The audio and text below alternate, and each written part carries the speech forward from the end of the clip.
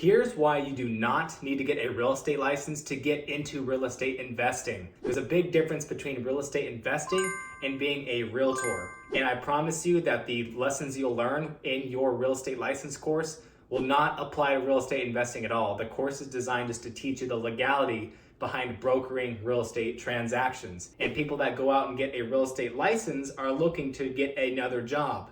Their job is to help people buy and sell real estate.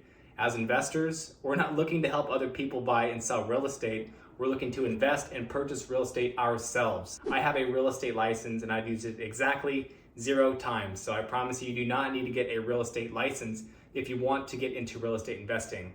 What I'd highly recommend you do instead is do your own research, listen to podcasts, books, and invest in an actual real estate investing program, which is going to teach you the skills that you need to go out there and purchase your first 1 or 2 deals. So again, don't get a real estate license if you're looking at getting into the world of real estate investing.